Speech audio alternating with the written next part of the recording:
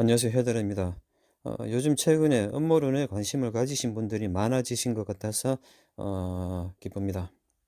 자, 이제 2차 한국전쟁과 관련해서 음모론으로 바라본 3일간의 전쟁 후에 한반도 적화 시나리오에 대해서 이야기를 하겠습니다. 먼저 역사적으로 왜 한반도에서 2차 한국전쟁이 일어날 수밖에 없는지에 대해서 그 배경을 먼저 알아보도록 하죠.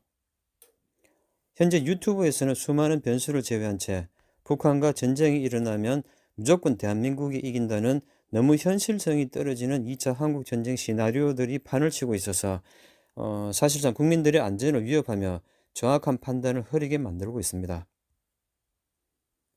1950년 일어난 1차 한국전쟁은 강대국들의 정치 경제적인 위기를 타개하기 위해서 대한민국을 희생양으로 삼기로 하고 미군을 신속하게 철수시키고 대한민국을 태평양 방어선에서 제외시킨 뒤 일어났습니다. 이제 2023년이 되었습니다. 즉 검은 토끼의 해인 개면연이 시작이 됐다는 것이죠. 그런데 73년이 지난 지금 6.25 전쟁 전과 똑같은 상황이 펼쳐지고 있습니다. 선진국들과 미국은 정치 경제적으로 또다시 벼랑 끝에 서 있으며 희생양을 찾고 있습니다. 이런 가운데 미국은 2020년 9월 2일 발표가 되자마자 바로 내가 제2의 에치슨 라인이라고 명명을 한 인도태평양 방어선인 사자 안보 협의체 쿼드 동맹에서 대한민국을 제외시켰습니다. 대한민국은 지금이라도 외교력을 총동원해서 최대한 빠른 시일 안에 쿼드에 가입을 해야 하며 만약 쿼드에 가입을 하지 않는다면 반드시 2차 한국전쟁은 발발을 할 수밖에 없는 국제적인 환경이 지금 만들어지고 있습니다. 조심을 해야 합니다. 또한 현재 우리 정부는 쿼드에 가입을 하지 않은 채 2018년부터 준비를 해온 동맹국들의 쿼드 동맹에 사실 문재인 정부 때 탈락을 했죠. 이 말은 즉 대한민국에 어떤 일이 터져도 동맹국들이 수수방관을 한다고 해도 욕을 할 명분이 없으며 지금 국제 정치적으로 가장 민감한 분쟁 부분인 나토를 통한 우크라이나 무기 지원, 대만 지지 등을 선언을 함으로써 동맹국들의 지원 없이 혼자서 맨몸으로 적진으로 뛰어든 스스로 짚을 쥐고 불속으로 뛰어든 무모한 형국을 보이고 있습니다. 그런데 이번 4월 24일 윤석열 방미로 인하여 미국 상하 양원에서는 실질적인 움직임 없이 대한민국의 쿼드 가입을 환영한다는 입에 마른 침을 발라서 봉창을 두드리는 소리만 하고 있습니다. 참 답답한 일이죠. 이제 음모론적으로 살펴보겠습니다. 먼저 북한에 대해서 이야기를 해보도록 하죠. 모두들 음모론을 하시는 분들은 잘 아시고 계시겠지만 북한은 태생부터 대한민국을 적화시키기 위해서 신세계 질서 정부에 의해서 세워진 정부입니다. 우리가 모든 것을 갖다 바치면 북한이 돌아설 줄 아는데 사실 큰 착각이죠. 우리 국민들은 저 죽는 줄도 모르고 이렇게 생각을 하시는 분들이 많을 겁니다. 북한의 결론은 자나깨나 오직 적화통일 뿐입니다. 떡 하나 주면 안 잡아먹기는커녕 다 줘도 잡아먹힙니다.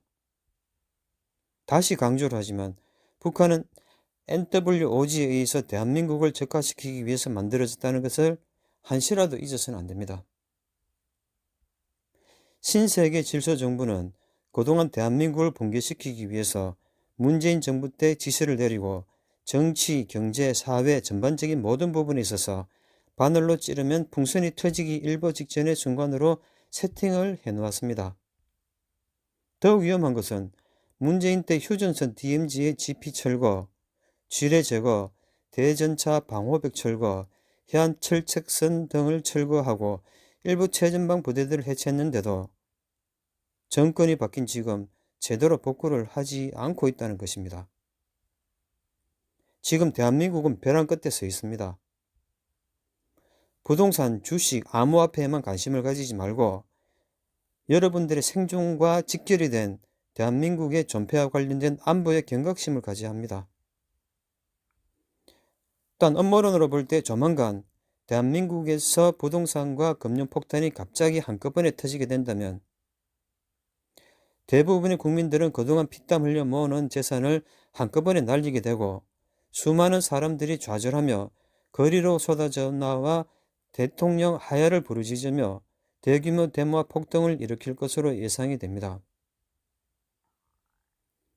따라서 신세계 질서 정부가 세팅을 한 국가의 기반이 흔들리게 되면 윤석열 정부는 계엄령을 선포하고 소요 사태를 진압하기 위해서 도시 봉쇄를 하게 될 것입니다. 물론 음모론적으로 본 상황이 그렇다는 것이기 때문에 하나의 기후에 불과한 것이겠지만 만에 하나라도 조심을 해야 할 것으로 보입니다. 계속 음모론적인 시나리오에 따라서 이야기를 이어나가도록 하겠습니다. 이런 국내의 정치 사회적인 혼란이 지속되면 그동안 신세계 질서 정부의 지원을 받은 북한은 대한민국에서 일어난 혼란을 놓치지 않고 사이버 테러를 감행을 해서 대한민국 전역을 3일간의 대정전의 암흑 속으로 몰아넣고 기습 남침을 감행을 할 것으로 예상이 됩니다. 물론 북한군들은 60년 동안 공들여 만들어 놓은 루트를 따라서 신속하게 이동을 할 것이며 대정전 후 칠흑과 같은 암흑 속을 몇 시간 내에 자정을 기해서 서울과 부산을 동시에 점령을 할 것으로 예상이 됩니다. 또한 NWOG 지원으로 국내에 곳곳에 이미 잠입을 해 있는 북한 특수부대원들과 대한민국 내의 자생 조력자들에 의해서 대정전 속에서 공공기관, 군부대, 방송국, 한전 등이 무력화되고 3일 안에 대통령이 사라진 대한민국에서 정부 요인은 북한이 내민 항복문서에 도장을 찍을 것으로 보여집니다. 그렇게 국민들은 꿈과 같은 대정전 속의 어둠 속에서 3일이 지나게 되고 3일 뒤 영문도 모르고 방송을 통해서 흘러나오는 대한민국 적화 통일 소식을 듣게 될 것으로 예상이 됩니다. 또한 이 소식은 전 세계로 타진이 될 것으로 보입니다. 이런 대한민국의 모든 것들이 정지가 되는 3일간의 대정전 시나리오는 특이하게도 모든 국민들의 최대 관심사인 주한미군의 철수 없이 진행이 될 것으로 예상이 됩니다. 물론 제가 만든 음모론 시나리오가 그렇다는 말이죠. 또한 3일간의 대정전 속에서 미국 정부의 지시에 따라서 영내에만 머물렀던 미군은 그 한반도 적화 통일 이후 더 이상 한반도에 머무를 명분이 사라졌기 때문에 북한 통일정부와의 협상에 따라서 안전하게 미국 본토나 가까운 일본으로 빠르게 소개를 할 것으로 예상이 됩니다. 자, 마지막으로 많은 분들이 남과 북의 전쟁을 핵전쟁으로 보고 있지만 국제 정세상 절대 그런 일은 일어나지 않습니다. 이상 음모론으로 바라본 한반도 적화 시나리오입니다. 너무 크게 이렇게 제가 이야기를 했다 가지고 여기에 몰입을 해서 상심을 하지 마시기 바랍니다. 왜냐하면 대한민국에도 나와 같이 한 사람 정도는 깨어있으며 음모론적으로 이렇게 바라볼 수 있는 시야를 가지고 있는 사람이 있어야만 한반도가 설령 만약에 적화가 되더라도 국제적으로 부끄럽지 않을 것이라는 것이 내 의견이기 때문입니다. 또한 내 글을 보시는 분들께서는 너무 깊게 생각하실 필요는 없으실 것이라고 보여집니다. 왜냐하면 음모론이기 때문이죠. 그래서 북한의 기습 남침을 항상 조심을 해야 한다고 강조를 하기 위해서 음모론적인 측면에서 시나리오를 만들었기 때문에 큰 현실성은 없다고 보시면 되겠습니다.